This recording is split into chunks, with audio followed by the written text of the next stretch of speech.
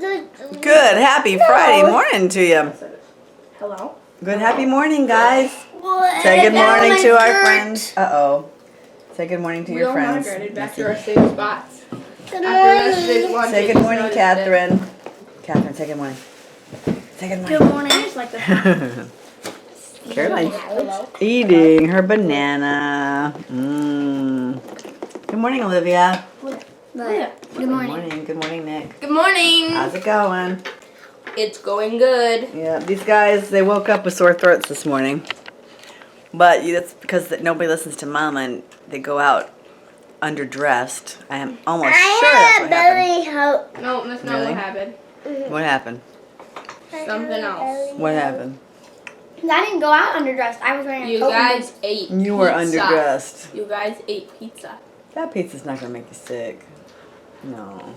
It has food poisoning. And Olivia, So even the apple yesterday, pie. you were underdressed. The apple pie? Too much sugar. Maybe, possibly. I'm not sick. Not in the least. I'm not sick. Hello? Hello? Hello? Anyway. Hello? Hello? We've got a busy day today. We need to go do some shopping. So we've had a change in plans today. I decided not to go shopping, especially since Caroline and Catherine, they're both not feeling well, and nobody was really budging much this morning when we were trying to go. So I decided it would be better for us to just to stay home and prepare for the Sabbath. Catherine's better. Catherine's better? Good, good. So, you're not... Yes, you are. All right, that's enough. So we're gonna do a little cooking today instead.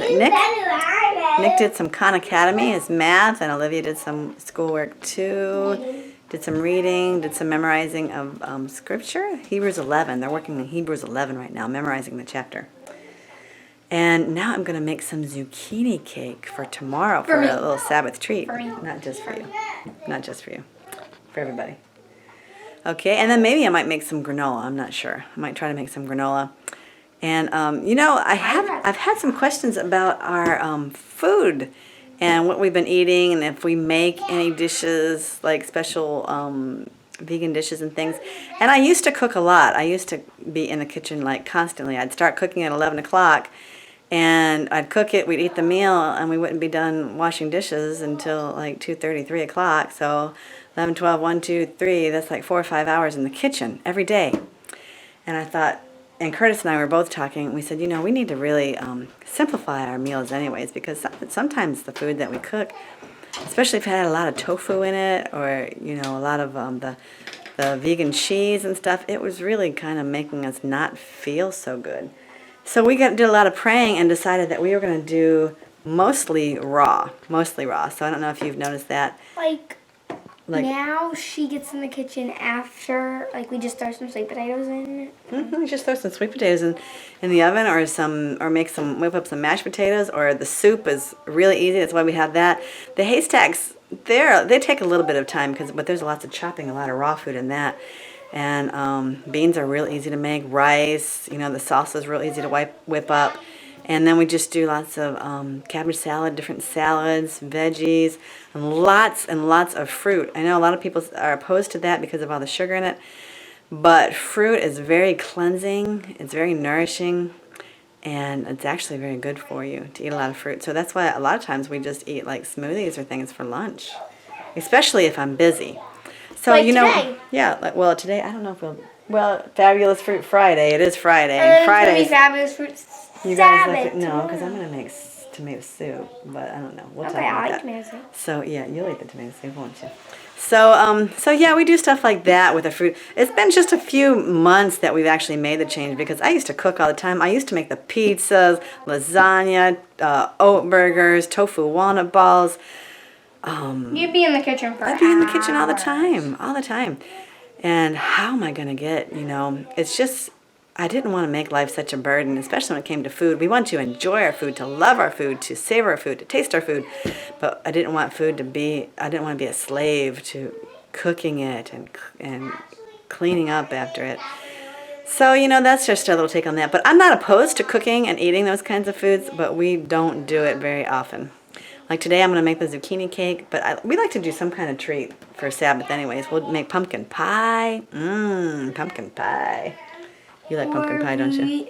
I like zucchini bread. You like the zucchini. better. You like the Look at this.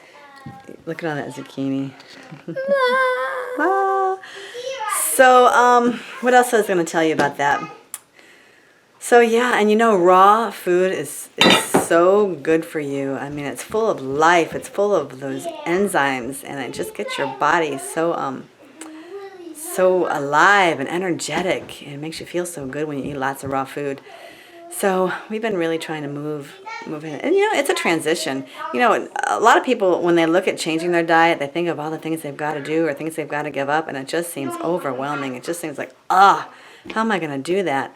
But you know, if you pray and you're determined to do it, and you can just like make changes, you know, you don't have to change overnight.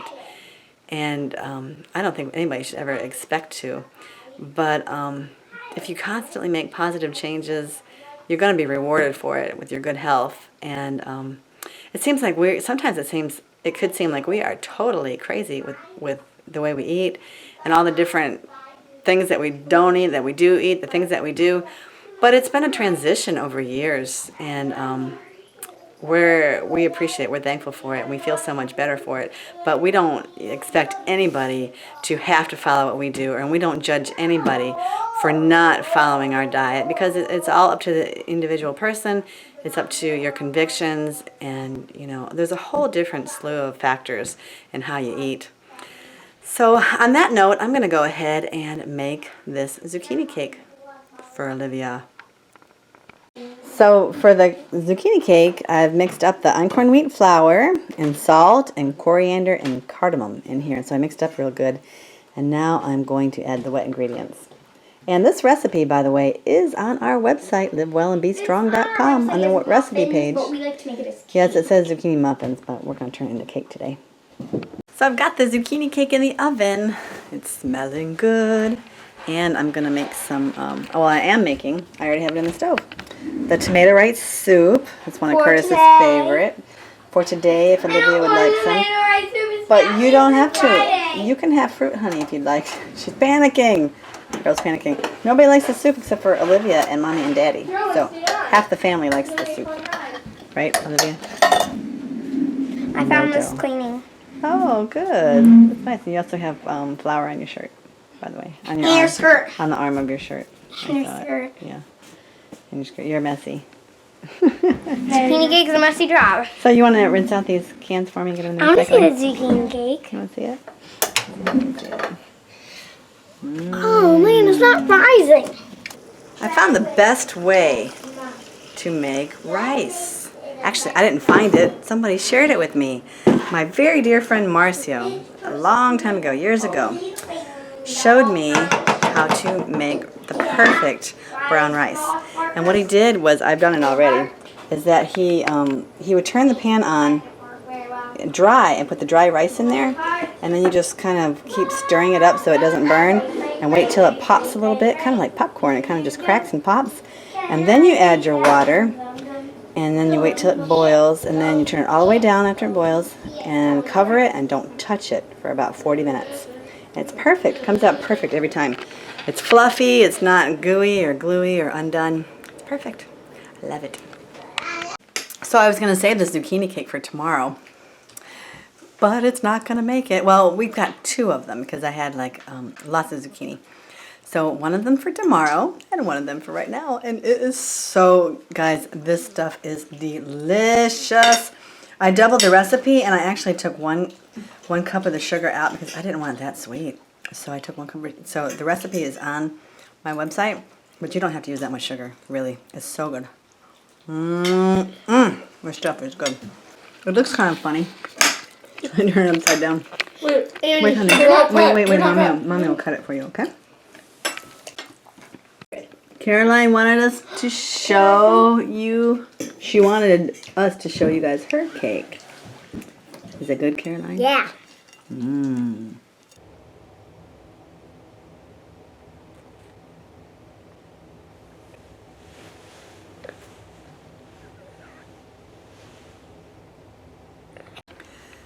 The hours just slip on by. I can't believe the night is here already. The day is gone, but I am happy that it is Friday And weekend means that it's daddy time, and everybody likes when daddy's home. We can spend a little extra time with him. Maybe if it's nice, if the weather's nice, again, we might go to another park or nature preserve or something. But I'm in my little cubby hole here because I'm trying not to wake everybody up because it's late again. And if I'm out in the living room, I'm gonna wake everybody up because they're camping out with daddy. So I'm gonna spend the night with Caroline. That's usually what we do on Friday nights. We're like try to change things up so everybody has a little extra time with Poppy, and they like to sleep in different places. They like to make things like different and exciting on the weekends. They're sleeping in a different place in the house is exciting. I wanted to show you what I got in the mail. It's the little things that make our day bright. It's the little things that count. And this bookmark was sent to me by Valerie. And thank you so much, Valerie. I appreciate that. I really appreciate these little gifts. And I'm gonna stick this in my Steps to Christ as I read it. Speaking of Steps to Christ, we are gonna read from this tonight before we go to bed. And before I do, I wanted to tell you that I'm really trying to work on trying to figure out how to do these vlogs daily and still get myself to bed at a better time. And you know, one reason why I do get to bed late, I know, is because I spend time reading through comments and answering comments, which I love to do, and I'm not going to stop doing that because, you know, a lot of the reason why I do these vlogs is to develop a sense of community and interact with people that are watching. And so I'm not going to stop doing that. But one thing that I was thinking of is with the editing is maybe cutting down on doing any fancy editing and just, you know, making it, you know, presentable, but not going crazy with it so that I can get it out, get it done, get it uploaded, and get myself to bed. So one thing I was thinking too is that when I read, you know, I usually put up a nice picture and the words for you, but it doesn't take a lot of time, but it takes a little extra time, and I'm thinking that if I cut that out, that will save me some time in getting these things done and uploaded. So what I may do, I'm gonna try it for a little while, and if you guys don't like it, if you prefer the pictures, let me know. But if it's okay with you and you can read it well, I think I'm just gonna read from the book and just show you the book as I read so that you can follow along if you don't already have Steps to Christ. Which brings me to another point, is that I am still giving away these Steps to Christ. I want to say it in every video because I want everybody to have the opportunity to get one of these books because it's an excellent book to read. It's not very difficult, and it's full of life-giving promises. And I just really feel compelled to share this book as much as I can and to give it to you for free if you're interested in having one. So just send me your address if you'd like. You can send it in an email, and hopefully if I remember, I'll put the email address in the description below. Or you can go to livewellandbestrong.com and send me a message, or go to Facebook at Live Well and Be Strong and send me a message. So anyways, I am going to read from the chapter Growing Up into Christ. As the flower turns to the sun, that the bright beams may aid in perfecting its beauty and symmetry, so should we turn to the Sun of Righteousness, that heaven's light may shine upon us, that our character may be developed into the likeness of Christ. Jesus teaches the same thing when he says, "Abide in me and I in you." As the branch cannot bear fruit of itself, except it abide in the vine. No more can ye, except ye abide in me. Without me ye can do nothing.